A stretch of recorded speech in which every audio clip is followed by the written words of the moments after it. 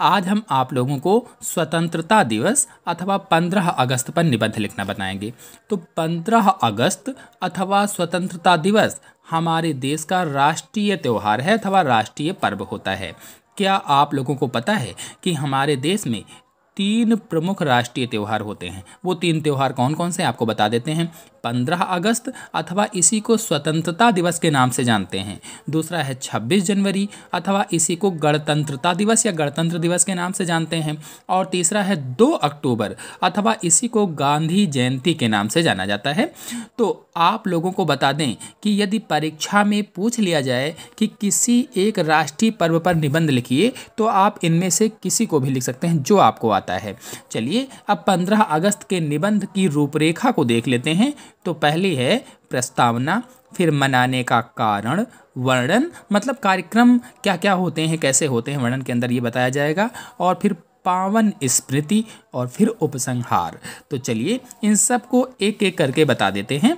तो पहला है प्रस्तावना। खिल उठी कली कली नया विकास आ गया, स्वतंत्रता दिवस लिए नया प्रभात आ गया, द्वार द्वार सज गए, खुशी के दीप जल गए, गीत गा उठे सभी, तार तार बज गए, एकता की राह पर शांति दीप जल गया, स्वतंत्रता दिवस लिए नया प्रभात आ गया। तो यदि आप लोगों को कोई अच्छी सी शायरी आती है स्वतंत्रता दिवस या 15 अगस्त पर तो प्रस्तावना में लिख सकते हैं। इससे जो एग्जामिनर्स होता है, जो चेक करने वाला होता है, वो अधिक प्रभावित होता है।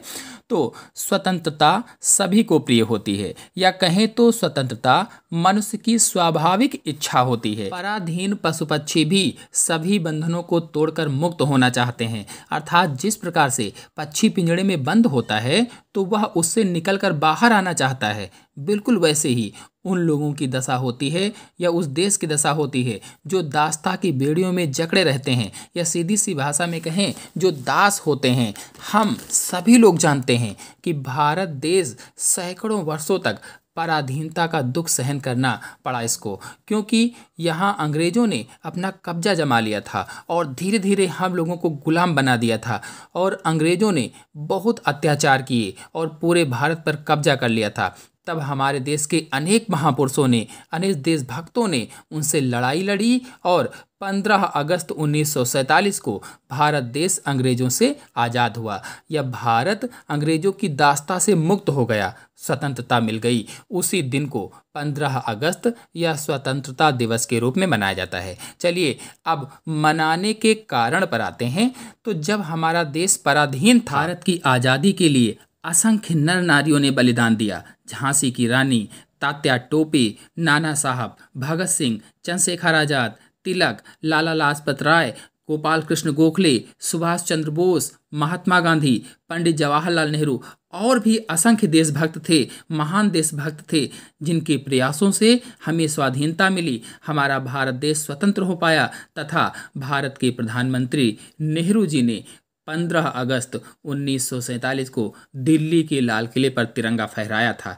तब से लेकर आज तक यह दिन उसी उत्साह और उमंग से प्रतिवर्ष मनाया जाता है। इन महापुरुषों ने, देशभक्तों ने हमारे लिए लड़ाई लड़ी, हम लोग आज आज़ाद हैं तो केवल इनके कारण आज़ाद हैं। तो इन महापुरुषों और देशभक्तों के बलिदान को इस दिन याद किया जाता है। इन्होंने हमें आज़ादी दिलाई अपनी जान दे करके, याद रहे ये, इसलिए हम लोग 15 अगस्त को स्वतंत्रता दिवस के रूप में मनाते हैं। चलिए अब आते हैं अगली हेडिंग वर्णन या कार्यक्रम पर। तो 15 अगस्त को क्या क्या होता है, कौन कौन से कार्यक्रम होते हैं, इसके बारे में जान लेते हैं, देख लेते हैं।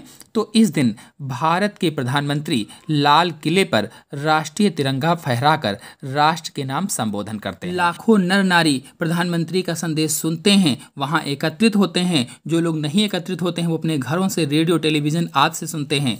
यह दिवस संपूर्ण देश में मनाया जाता है, यानी पूरे देश में, भारत देश में 15 अगस्त मनाया जाता है। स्थान स्थान पर सांस्कृतिक कार्यक्रम होते हैं तथा देश के शहीदों को श्रद्धांजलि अर्पित की जाती है। जिन्होंने अपना बलिदान दिया था उनको श्रद्धांजलि अर्पित करते हैं, उनको याद किया जाता है। और विद्यालय में भी यह उत्सव अत्यंत उत्साह के साथ मनाया जाता है। तो कुल मिलाकर के 14 अगस्त से ही इस पवित्र दिन को मनाने के लिए तैयारियां शुरू होने लगती हैं। जगह जगह पर शामियाने लगाए जाते हैं और जैसे कि विद्यालय आदि में झंडियां लगाई जाती हैं। राष्ट्रपति भवन, लाल किला और अन्य इमारतें बिजली के रंग बिरंगे बल्बों से जगमगा उठती हैं। आपने देखा भी होगा, खेलकूद और बहुत से सांस्कृतिक कार्यक्रम भी होते हैं।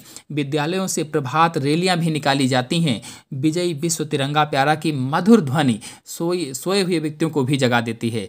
प्रत्येक गली में बालकों के दल भारत माता की जय, महात्मा गांधी की जय और नेताजी जिंदाबाद के नारे लगाते हैं और चारों ओर तिरंगा लहराने लगता है। बिल्कुल जो माहौल होता है वो 15 अगस्त में हो जाता है, स्वतंत्रता दिवस में हो जाता है। स्वतंत्रता दिवस हमारा राष्ट्रीय पर्व है, हम सभी लोग जानते हैं। इसमें हिंदू, मुस्लिम, सिख, ईसाई आदि सभी मिलकर भाग लेते हैं, सभी मिलकर इस उत्सव को मनाते हैं। यह उत्सव हमें उन देशभक्तों की याद दिलाता है जिन्होंने अपने प्राणों का बलिदान देकर हमें स्वतंत्रता का उपहार दिया था। चलिए अब आते हैं पावन स्मृति पर। तो साम्राज्यवाद की जड़ समूल नष्ट हो गई थी और इसी दिन से प्रजातंत्र का राज्य स्थापित हो गया था। देश के कर्णधार न्याय, मानवता, धार्मिक स्वतंत्रता से भारत का भव्य भवन निर्मित करने लगे। हम अपने भाग्य के स्वयं निर्माता बने। भारत माता बंधन से मुक्त हो गई थी।